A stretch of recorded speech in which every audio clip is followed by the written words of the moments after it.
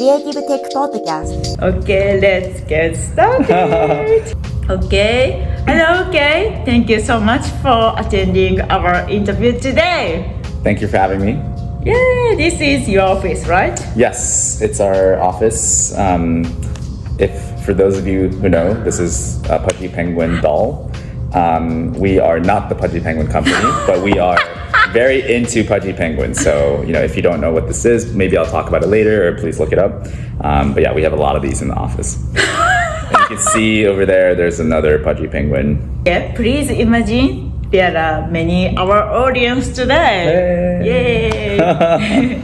So, could you please tell us your name and what do you do in here? Yes. Hi, I'm Kay. I'm one of the co-founders of Deform. Deform is a web3 marketing platform. Our vision is to help brands go on-chain and help their users get ownership over the brand as well. So, our vision is that basically consumers are better incentivized if they feel ownership, both from an identity perspective and a financial perspective. If you look at Silicon Valley companies, for example, many of them have equity, and even early employees, later employees, they all have equity. And when the company succeeds, they all succeed together. And this is a common practice that's been around for a long time now. It seems obvious now, but brands or companies, people who have products, to their users don't really do this. Maybe because it's too difficult legally, or maybe it's just not a common idea. But we're all people at the end of the day, and people are just more excited when they feel ownership over something.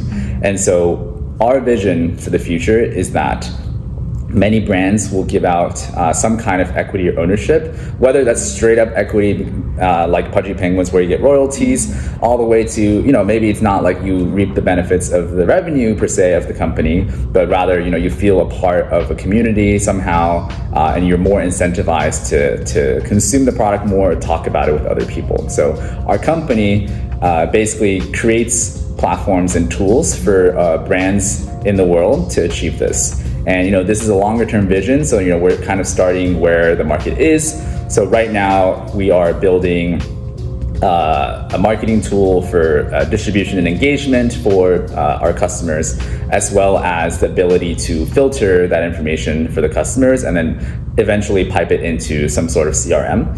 So very traditional kind of marketing, but with these concepts of ownership and blockchain technology involved. I see. Okay, so your company started from 2 years ago? Yes, beginning of 2022. Yeah. How did you come up with this idea? It's interesting. When we first started the company, that was when the concept of DAOs, decentralized autonomous organizations, was very popular. DAOs, yeah. And the idea behind DAOs, and people have different definitions, but the rough idea is that it's a very autonomous, democratized organization where people are making decisions together. It's less hierarchical than the traditional organization, and the way you get people incentivized was usually through some kind of like a token or NFT, so that people are incentivized to go in the same direction. People experimented with a variety of DAO organization setups. Many of them did not work because maybe everyone had or not enough people were invested, because if everyone had equal say, sometimes people are like, who's making decisions now? It's like completely democratic. So sometimes it didn't work. But anyways, so when we started the company, it was during the hype of the DAO market. So we were like, okay, well, this is super interesting. This could redefine the future of work. And how people interact with one another. We didn't necessarily believe that all companies should become DAOs per se. Like hierarchy, like traditional company structure is important for efficiency. But we thought that it was interesting to allow people to see that there's another alternative. If you wanted like a smaller community or you wanted something that is different from a traditional company structure, there's an option for you with the concept of DAOs now. And so we wanted to provide tooling, because what we saw when we dived into different DAOs was that, you know, it was great that people are aligned financially through tokens, but what people were struggling was, how do we show what we did and how do we reward each person's contributions? Because there's no longer a boss who is deciding for you. Everyone had to decide amongst themselves. So then what we built was basically a way for people to claim which contributions they've done, and then perhaps mint it as some kind of an NFT that's like on-chain. And then basically that would help build that person's reputation. So it's kind of like a resume of sorts, maybe even a LinkedIn. It's like, here, this is what I did for this DAO. You know, I'm a graphic designer and I created this logo, and a lot of people have vouched for my work. And, you know, this is the proof that I did this. And then so if I want to go work for another DAO, another company, you know, I have proof here. So we were creating tooling around that. And then as the market evolved, as people realized that not all DAOs would work, we kind of started like evolving with the market. And then that's where we eventually kind of came to this whole like, you know, we're not only just serving DAOs, this concept of like user ownership, incentive alignments can be applied to just any company that wants to engage their community. So then we evolved our tool to be more marketing focused and also a practical use for these big companies around the world. Interesting. Okay, so I'm curious. Do you have some story or like a kind of use case? You don't need to, if you don't want, you don't need to talk about that specific company name. Yeah, use case. I'm so curious. Yes, there are a lot of different ways that people want to do this. One of the customers that we're actually working with is a very large football streaming company in Europe. For them, right now, their main business is, you know, people come to watch football. Maybe they'll stream, they'll pay like a monthly subscription, and then after the soccer game, the football game, they'll just leave. And so their problem is, we can't get any of these users to do anything more than watch a soccer game or a football game. And so what they want is, okay, well, in the next 10 to 20 years, if we want our business to expand, we want to do more than just being a streaming platform. So then they started coming up with, okay, what if we got all the football clubs together, like, you know, Arsenal and Manchester United and all these clubs, to be part of our ecosystem, where, you know, maybe if you have like points on this football platform, you can go to a Manchester United game for free, or maybe, you know, there's a giveaway where you can get like access to like a Euro Football League championship or whatever it is. So it's more than just streaming. It involves the entire football ecosystem, at least in Europe. And then users are much more engaged to do more things than just streaming. Now, of course, this can all be done without blockchain or any of the Web3 concepts. But, you know, what this company thought was, okay, well, if we're going to try to build this ecosystem from scratch and we're trying to expand our business to beyond just streaming, why don't we rethink how we try to build that ecosystem? And so the conclusion that they reached was, well, if we use blockchain technology, an open ecosystem, and build on top of that, we get a lot of benefits. One, we still get to build our ecosystem the way we wanted to. Two, for other players in the market, you know, football clubs or other like different football like merchandise companies or whatever, to build in the ecosystem, it's much easier because blockchain technology offers an open standard that everyone had already agreed upon or together agreed upon in the future. And so it's much easier for these builders to build than just here, let me use your company's APIs and it's proprietary and it's completely closed. So it's a lot easier to get other people on board. And then the third and biggest one is the ability to use tokens to basically financially incentivize users and also ecosystem builders. So, you know, when you're building on somebody else's ecosystem, let's say Apple, you put something on the App Store and then Apple takes most of your revenue, because what Apple is providing you its distribution, and then even though you don't want to give most of your revenue to Apple, you kind of have to because that's the only way to get distribution. But imagine if you're building on an ecosystem, you still get distribution, but imagine if you also get the upside of that ecosystem growing. That's the idea of using tokens. If you're Manchester United, for example, or a football club, and you're building in this football company's ecosystem, if the football company's ecosystem grows bigger and you own the tokens as well, you also reap the benefits. So you're now incentivized to help this ecosystem grow because you're a part owner.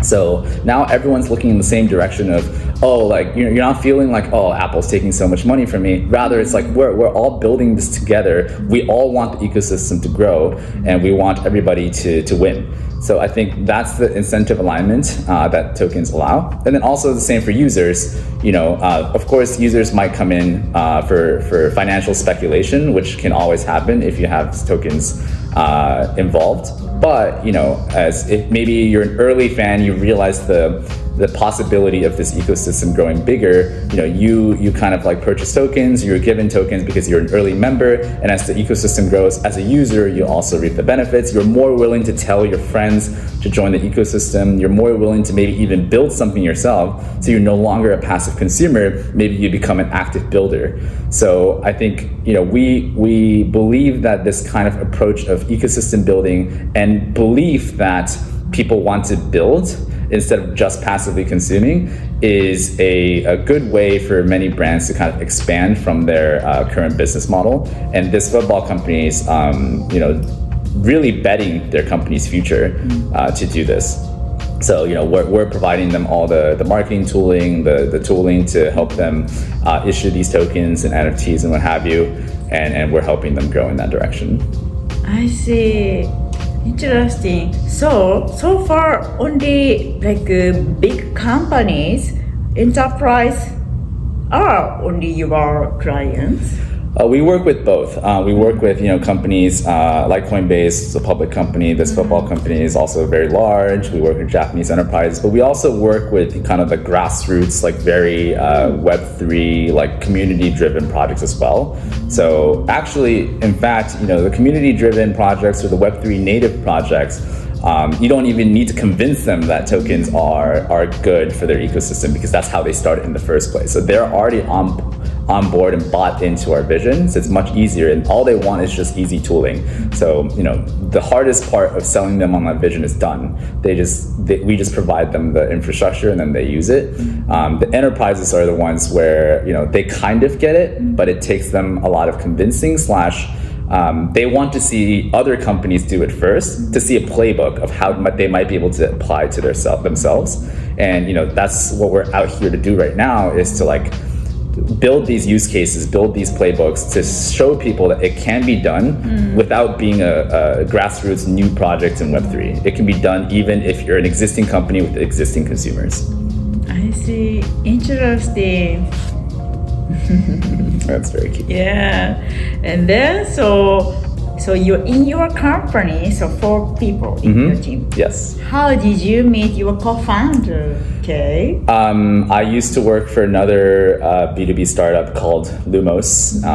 They're based in San Francisco as well, and I was the first engineer of that company.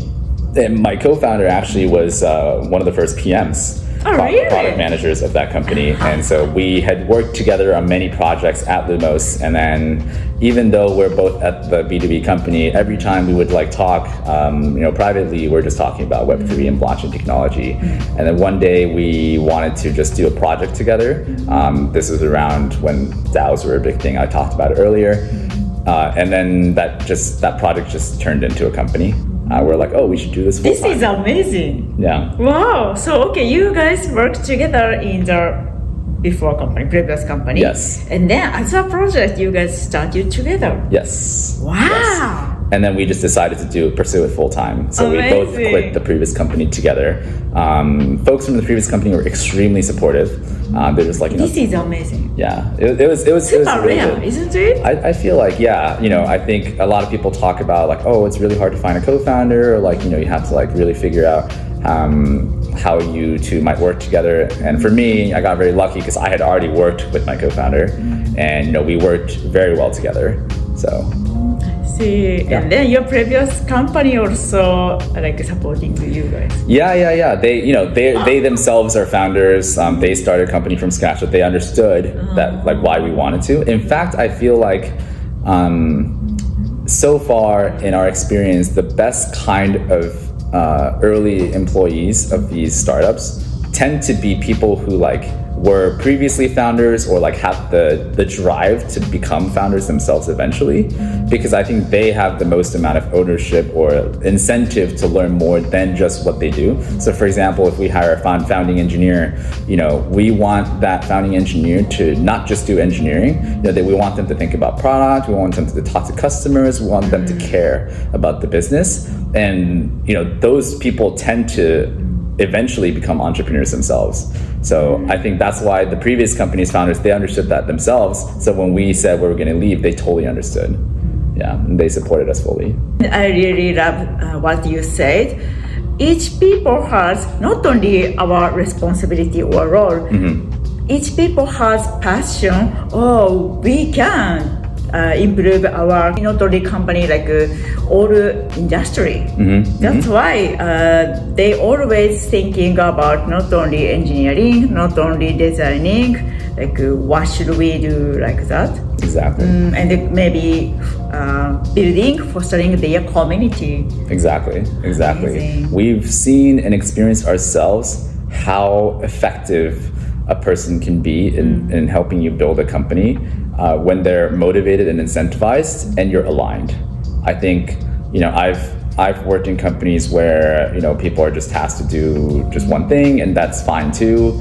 Maybe for a bigger company that's more effective and efficient to be specialized, and I understand that. I think at a small company, a small startup, early stage especially, you kind of want everybody to be interested in many things. And as you grow, of course, you have to specialize, otherwise it's very inefficient. But I think we're finding that, our teammates, our founding members of our company, every single person is so excited to build with us and build towards the same mission and vision that we have. So Thank you so much for listening our Creative Tech podcast today. We hope our story to help your career and life. See you soon. Bye bye.